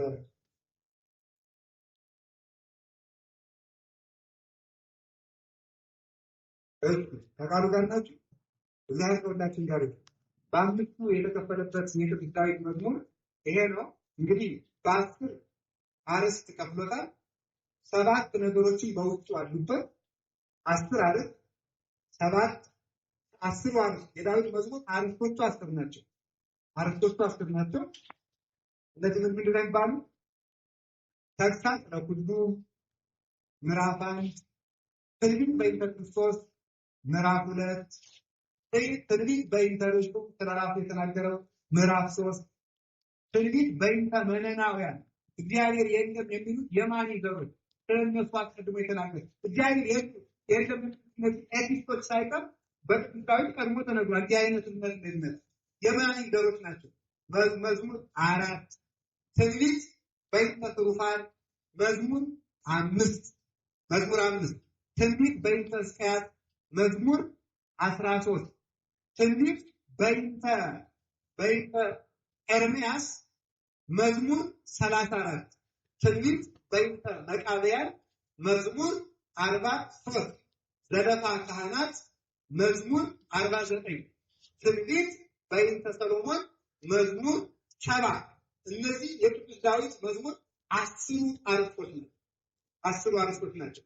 150 ዳዊት ሁሉ ከነዚህ 10 አርዕስቶች እየገቡ ነው የሚቆጠሩት። በእነዚህ 10 አይነት ናቸው ከነዚህ እየገቡ ነው የሚተረጎሙት ማለት ነው። 10 አርዕስት አድርጓቸዋል። 10 አርዕስት ያደርጋቸው አላችሁ። 5 ደቂቃ እንጨምርና ሳምንት መዝሙረ ዳዊት ምዕራፍ 1 እንጀምር ነው። ይሄን ጨርስ ብሏል። ስለዚህ 10 አርዕስት ያደረገበት ምክንያት ተቃሉ ጋር ናቸው። 10 የአስሩ ትእዛዛት አምሳል የአስሩ ሕዋሳትና የአስሩ መክሊቶች አምሳል እንዲሆን በአስሩ ጠቢባን ጠባባት ደናግል አምሳል አምስት ናቸው። ጠባባት ጥበበኞች ደናግል 5 አይነት 5 ጨምሮ አፈጣዋል። ሌላ ናቸው እነሱ ሌላ ጊዜ ናቸዋል። በአስሩ ደናግል አምሳል በአስሩ የመላእክት ከተሞች የሚኖሩ የመላእክት አምሳል። ስለዚህ የዳዊት መዝሙር በ10 መከፈሉ ባጭቃል በ10 መከፈሉ ምን ማለት ነው? 10ሩን ትእዛዛት ጠብቆ 10ሩን ሕዋሳት በዳዊት መዝሙር ጠብቆ 10ሩን ሕዋሳት የ10ሩን ደናግል ተግባር የያዘ ሰው በ10ሩ ከተሞች የሚኖሩትን የሚዘምሩበትን የዳዊትን መዝሙር የዘመረ ሰው በ10ሩ መላእክት ከሚኖሩ ከመላእክት ማህበር ይጨመራል። ስለዚህ የቅዱስ ዳዊት መዝሙር በ10 የተከፈለበት ምክንያት ይሄ ነው። በማቴዎስ ምዕራፍ 5 እንደምታነቡ ጌታችን መድኃኒታችን ኢየሱስ ክርስቶስ ስንት መክሊት ሰጥቶ ነበር? አንተረጉም አይደል? ሁለት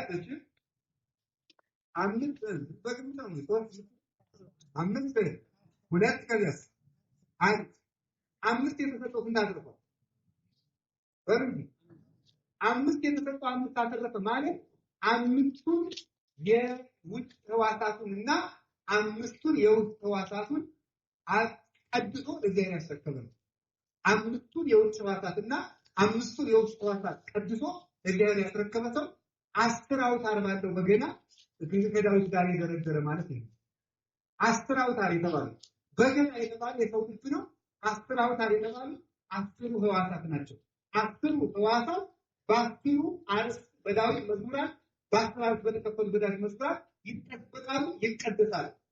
በገናው ሲወጠር ይበልጥ ጥሩ ድምፅ እንደሚያወጣ ክርስቲያኖችን በመከራ ሲወጠሩ መልካም ነገር ያፈራሉና በበገናው ይመሰላሉ፣ በዳዊት መዝሙር ይመሰላሉ። ስለዚህ የቅዱስ ዳዊት በ50 መዝሙር የትክክለኛ ክርስቲያን አምሳል ነው። አስሩን ሕዋሳት ያስማሙ ቅዱሳን በዳዊት መዝሙር ይመሰላሉ። የዳዊት መዝሙር ወይም ደግሞ የዳዊት መዝሙር 10ሩን ሕዋሳት ያስማሙ የጻድቃን የቅዱሳን የመላእክት ምሳሌ ነው።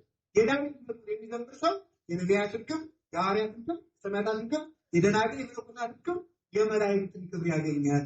እንድናገኝ እግዚአብሔር ይርዳል። በመጨረሻ የቅዱስ ዳዊት መዝሙር በ10 አርዕስት መከፈሉ ባጭሩ ነግራችኋለሁ። በውስጧ አላችሁ የላችሁም? የቅዱስ ዳዊት መዝሙር ምን ትመስላለች ከተባለ ገነት ትመስላለች። እስመ መዝሙረ ዳዊት ዘታቀርብ መላእክት ወትሰድድ አጋንንተ ትመስል ገነተ ወትጠይቅ ጽጌያተ ወትፈሪ ፍሬያተ። ተመልከቱ፣ የዳዊት መዝሙር ገነትን ትመስላለች። ገነትን ትመስላለች። ምናላችሁ? እሺ አበባም ታብባለች፣ ፍሬም ታፈራለች። ምን ትመስላለች? ገነት ምን አለች ወይ? የገነት ዛፎች ቆጽ አላቸው፣ ቆጽ ቅርንጫፍ፣ ልምላሜ ያላቸው፣ ቅጠል፣ ጽጌ ያላቸው፣ አበባ ፍሬ ያፈራሉ። ከዚያ ምን አላቸው? አይን አላቸው። ከዚያ ስን አላቸው፣ ማዕድ አላቸው። ሰባት ነገር ጠርተው ተመልከቱ። በገነት ያሉ እጽዋት ቆጽ አላቸው፣ ቅርንጫፍ ወይም የሚያቆጠቁጠው የሚባለው የሚወጣው ቆጽ አላቸው። ከዚያ ልምላሜ ያላቸው፣ ከዚያ ምን አላቸው? ጽጌ ወይም አበባ አላቸው። ከዚያ ቀጥሎ ምን አላቸው? ፍሬ አላቸው። ከዚያ ምን አላቸው? ማዕድ አላቸው፣ አይን አላቸው፣ ስን አላቸው። በቅዱስ ዳዊት መዝሙር ውስጥ ሰባት ነገሮች ይገኙበታል። ሰባት ነገሮች ይገኙበታል። ይኸው አንደኛ ጠላትን መውደድ፣ ሁለተኛ ትህትና፣ ዋቅም ስናው አንተ አቀም ስናው ጽባህ ብሎ የተናገረው ስናው ጽባህ ያለ ጭንቅ ጎዳና ጠበቁ። ጭንቅ ጎዳና ምንድን ነው? ሊቃውንቱ ጠላትን አግኝቶ ሳይሆን ጭንቅ ጎዳና ጠበቁ ነው መዝሙር 16 የተናገረው። ጠላትን መውደድ አለበት፣ ትህትና አለበት። አንተ እዚህ ዋቅም ምንም ባልሰው ቁጥሩት በውደስ እኔ ትልቅ ሰው አይደለሁም። ትህትና አለበት። ከዚያ ተመልከቱ ምን አለ? ተስፋ መንግስተ ሰማያት አለበት። በጣም መልካም ራእይ ሰናይቱን እግዚአብሔር በብሔረ ሕያዋን ብሎ በሉቃስ 26 ላይ ተመልከቱ። እኔስ በሕያዋን በአብርሃም በይስሐቅ በያዕቆብ አገር እግዚአብሔር ግን እንደማይ ተስፋ አለኝ ብሎ የገነት ተስፋ አለው። ተስፋ መንግስተ ሰማያት ተስፋ ትንሣኤ አለው። ሃይማኖት አለበት። በእግዚአብሔር ተወከልኩ ወጥቶ ይጓለ ነው።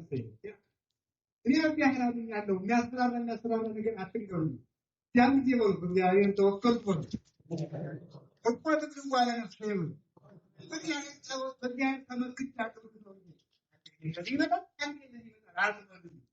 ሃይማኖትን ትውክልቱን ተናግሯል። ሃይማኖት አለበት አላከለም። የሃይማኖት ነገር አለበት። ከዚያ ስንናገርበት አፍሮት ላይ ተስፋ መንግስተ ሰማያት ታምኑ ኃጣው አለ ተመልከቱ። ኖህ እንተርተርሴ ገዳይ ኃጢአቴ ይላል። ኃጢአቴ ከራሴ ጠጉር ይልቅ በዛ ረዘመ። ይሄ ኃጢአትን ማመን ወጓም በኋላ ይሰምቴ አጥንቶችን ኃጢአት የተነሳ ተበላሽ እንዲወስ ሲደምድረስ ኃጢአትን ያመን ነበር። ኃጢአቴ ይቅር ይውት በሁሉ ጊዜ ለከለባይ ተካበቱ ጊዜ አቤት አንተን ብቻ በትር ኃጢአቴ ይየ በትር ይላል። ኃጢአቱን ማመን ስርየት ነበር። አንሳኒ እንበሩ እንበረ አቹ ተመልከቱ። አንሳኒ ተበረዶ ይልቅ ነጭ ሆናል። ስርየት ኃጢአትን እንዳለ ኃጢአቴን አምኛል ቀን ይከተለኛል ደግሞ ስርየት ነበረበት። ቃሉ ጋር ናችሁ። እነዚህ ነገሮች አሉበት። በሌላ ደግሞ አባቶች ምትሉ በቅርንጫፍ የተመሰለው ሃይማኖት፣ በልምላሜ የተመሰለው ምግባር፣ በአበባ የተመሰለው ትሩፋት፣ በመዓዛ የተመሰለው መዓዛ ክብር። መዓዛ ክብር ማለት ከሞቱ በኋላ እንኳን አጥንቱ እንኳን ሲወጣ የ26 የ27 ቀን መንገድ በኩማት ይፈታል። የክርስቶስ መዓዛ መለኮት ስላልነበር ወልቂት ከተፈታ አይጥም ሲሆኑ የዘመረለት አይታቸው እንኳን አይቀጠቀጥም አይጠፋ ብሎ እንደዘመረ በዚያ ላይ የክርስቶስ መዓዛ አልፈበት በክርስቶስ መዓዛ ይጣፍጥ የሚታወቀን አባታችን ተክለ ሃይማኖት ካረፉ ከ57 ዓመት በኋላ አጥማቸው ከተቀበሩበት ሲፈም መዓዛው ርቀቱ ልብን ይፈውስ ነበር። ይሄ በመዓዛ ይጣፍጣል። መዓዛ ግን አይመክም። ተመልከቱ። የጣዕም ክብር ማለት ተመልከቱ። የጣዕም ክብር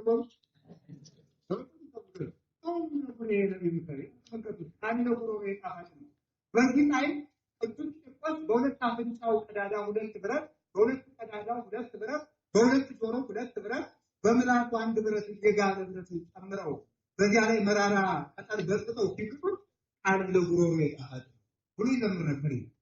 ተመልከቱ። ይሄ የጣዕም ክብር ነው። የስም ወይም ደግሞ የክርስቶስ ብርሃነ መለኮት ሲገለጥላቸው ደግሞ ስነ ክብር የክብር ውበት ይኖራቸዋል ማለት ነው። እንዲኖረን ይያደርጋል። አሜን በሉ። ባጭር ጋር በገነት ያሉ እጽዋት ካበቡ ከተመረጡ የተነሳ ንቦች ይከቧቸዋል። ንቦች ይከቧቸዋል። የዳዊት መዝሙርን የሚደግም ሰው መላእክት ይከቡታል። በሉ የዳዊት መዝሙርን የሚደግም ሰው እነማን ይከቡታል? እነማን?